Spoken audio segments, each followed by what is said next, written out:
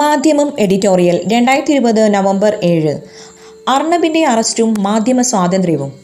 മാധ്യമപ്രവർത്തകരായ അർണബ് ഗോസ്വാമിയെയും സിദ്ദീഖ് കാപ്പനെയും ചേർത്തു പറയുകയോ താരതമ്യപ്പെടുത്തുകയോ ചെയ്യുന്നത് ഒട്ടും യുക്തിപരമല്ല, അങ്ങേയറ്റം അശ്ലീലവുമാണ്.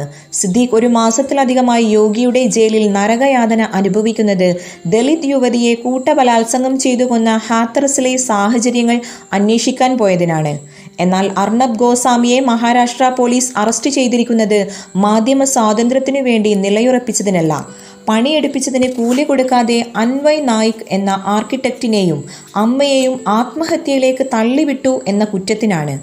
ആത്മഹത്യാക്കുറിപ്പിൽ പേരുണ്ടായിരുന്നിട്ടും BJP മുഖ്യമന്ത്രി ദേവേന്ദ്ര ഫട്നാവിസിന്റെ ഭരണകാലത്ത് അധികാര സ്വാധീനം ഉപയോഗിച്ച് കുറ്റമുക്തി നേടിയതിനെതിരെ അൻവയ് നായിക്കിന്റെ ഭാര്യയും മകളും നൽകിയ പുനരന്വേഷണത്തിന്റെ ഭാഗമായാണ്. തീർച്ചയായും ജഡതിയിലുള്ള അന്വേഷണത്തിനു പിന്നിൽ ശിവസേന സർക്കാരും അർണബും തമ്മിലുള്ള കുടിപ്പക പ്രധാന പ്രേരകമായിട്ടുണ്ടാകുമെന്ന കാര്യത്തിൽ സംശയമൊന്നുമില്ല. BJPയുടെ അതേ കളരിയിൽ നിന്നാണല്ലോ ശിവസേനയും അധികാര ദുർവിനിയോഗത്തിന്റെ സർട്ടിഫിക്കറ്റ് നേടിയത്. ഡൽഹിയിലും രാജ്യത്തിന്റെ വിവിധ ഭാഗങ്ങളിലും മാധ്യമപ്രവർത്തനം നടത്തിയിരുന്ന ധാരാളം ചെറുപ്പക്കാർ രാജ്യദ്രോഹ കുറ്റം ചുമത്തി ജയിലിൽ അടക്കപ്പെട്ടപ്പോൾ ഉണ്ടാകാത്ത ഞെട്ടലും കുലുക്കവും എഡിറ്റേഴ്സ് ഗിൽഡിനും മുഖ്യധാര മാധ്യമങ്ങൾക്കും അർണബിന്റെ അറസ്റ്റിലുണ്ടായി എന്നത് മഹാരാഷ്ട്ര സർക്കാരിന്റെ നടപടികളെക്കാൾ നടുക്കമുളവാക്കുന്നതാണ്.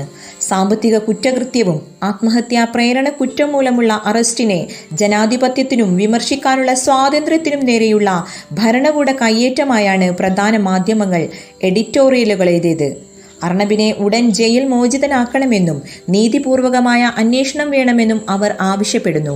രാജ്യത്തെ ഒരു മാധ്യമ സ്ഥാപനം ഭരണകൂടത്തോട് അവിശുദ്ധ ബാന്ധവത്തിലാർപ്പെട്ട് നുണനിർമ്മാണ ഫാക്ടറിയായി രൂപാന്തരം പ്രാപിച്ചപ്പോൾ നിസ്സംഗതയോടെ നോക്കി നിൽക്കുന്നവരോ അവരോടൊപ്പം നിലയുറപ്പിച്ചവരോ ആണ് അർണബിനു വേണ്ടി അഭിപ്രായ സ്വാതന്ത്ര്യത്തിന്റെ പേരിൽ അലമുറയിടുന്നത്.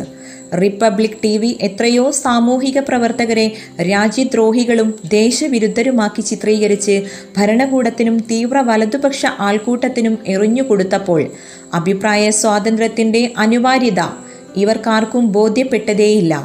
സിദ്ദീഖ് കാപ്പനെ പോലെ വിവിധ സംസ്ഥാനങ്ങളിൽ സർക്കാർ വിരുദ്ധ വാർത്തകൾ പ്രസിദ്ധീകരിച്ചതിന് കേസിൽ അകപ്പെടുകയോ തുറുങ്കിലടക്കപ്പെടുകയോ ചെയ്തിട്ടുള്ള 55-ൽ അധികം മാധ്യമപ്രവർത്തകരുണ്ടെന്നാണ് കണക്കുകൾ. അതിലൊന്ന് അർണബ് ഗോസ്വാമി എന്ന പേരില്ല. അവരെ പോലെ കോടതി വരാന്തകളിൽ നീതിക്കു വേണ്ടിയുള്ള കാത്തിരിപ്പിന്റെ ആവശ്യവും അർണബിനുണ്ടാവുകയില്ല. കേന്ദ്ര ആഭ്യന്തരമന്ത്രി അമിത് ഷാ മുതൽ സംഘ് പരിവാറിന്റെ എല്ലാ പോഷക വിഭാഗങ്ങളും മാധ്യമ സ്വാതന്ത്ര്യത്തിനെതിരായ ആക്രമണത്തിൽ മുതലക്കണ്ണീരൊഴുക്കി രംഗത്തു വന്നിരിക്കുകയാണ്. അവർക്കെല്ലാം അടിയന്തരാവസ്ഥ ഓർമ്മ വന്നിരിക്കുന്നു. നരേന്ദ്രമോദി ഭരണകൂടത്തോടും അതിൻ്റെ രാഷ്ട്രീയത്തോടും വിയോജിക്കുകയോ എതിർക്കുകയോ ചെയ്യുന്ന എല്ലാ രാഷ്ട്രീയ ശബ്ദത്തെയും അധികാര ദണ്ഡുപയോഗിച്ച് അടിച്ചൊതുക്കാനുള്ള പ്രവർത്തന പദ്ധതികളാണ് കഴിഞ്ഞ 6 വർഷമായി നടന്നുകൊണ്ടിരിക്കുന്നത്. ഡൽഹി കലാപം വസ്തുനിഷ്ഠമായി റിപ്പോർട്ട് ചെയ്തതിനാണ് മീഡിയ വണ്ണിനും ഏഷ്യാനെറ്റ് ന്യൂസിനും താൽക്കാലികമായിട്ടെങ്കിലും നിരോധനം നേരിടേണ്ടി വന്നത്. ഫാസിസത്തിനെതിരെ നിലകൊണ്ട ധാരാളം മാധ്യമങ്ങളും പ്രധാന മാധ്യമ പ്രവർത്തകരും ഇന്ന് നിശബ്ദമാക്കപ്പെട്ടിരിക്കുകയാണ്. സർക്കാർ ഏജൻസികളുടെയും നിയമനിർമ്മാണങ്ങളുടെയും നിരന്തര പീഡനങ്ങളിൽ മാധ്യമപ്രവർത്തനം ദുസ്സഹമായ രാജ്യമാണ് നമ്മുടേത്. ഭരണകൂട വേട്ടയിൽ ദേശദ്രോഹിയായി മുദ്രകുത്തപ്പെട്ടവരുടെ മറുശബ്ദത്തിന് ഇടമില്ലാത്തവണ്ണം മുഖരിതമായിരിക്കുന്നു ഇക്കാലത്തെ മുഖ്യധാര ന്യൂസ് റൂമുകൾ.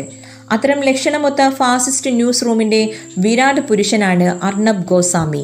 അദ്ദേഹത്തിന്റെയും കൂട്ടാളികളുടെയും വിദ്വേഷ പ്രചാരണം സഹിക്കാനാവാതെ അവർക്കിനി പരസ്യം നൽകില്ലെന്ന് മനുഷ്യത്വമുള്ള ബിസിനസ്സുകാർക്ക് പരസ്യമാക്കേണ്ടി വന്നു. മതാതീതമായ സ്നേഹത്തെയും സൗഹൃദത്തെയും ചിത്രീകരിക്കുന്ന പരസ്യങ്ങൾക്ക് പോലും അപ്രഖ്യാപിത വിലക്കും ബഹിഷ്കരണാഹ്വാനങ്ങളും നേരിടേണ്ടി വരുന്നു. ഭൂരിപക്ഷ ഹിംസാത്മകതയുടെ കാലത്ത് അർണബിനു വേണ്ടി സംഘ് പ്രതിഭകൾ രംഗത്തിറങ്ങുന്നത് മനസ്സിലാക്കാം. എന്നാൽ വിയോജിപ്പിന്റെ ശബ്ദങ്ങളെ രാഷ്ട്രീയ പ്രേരിതമായി തടയുന്നു എന്ന് വ്യാജ ആകുലതയിൽ അർണബിനു വേണ്ടി രംഗത്തിറങ്ങുന്നവർ പ്രബലപ്പെടുത്തുന്നത് മാധ്യമ സ്വാതന്ത്ര്യത്തെയല്ല, ദാസ്യത്തിന്റെ ഫാസിസ്റ്റ് കാല മാധ്യമ പ്രവർത്തനത്തെയാണ്.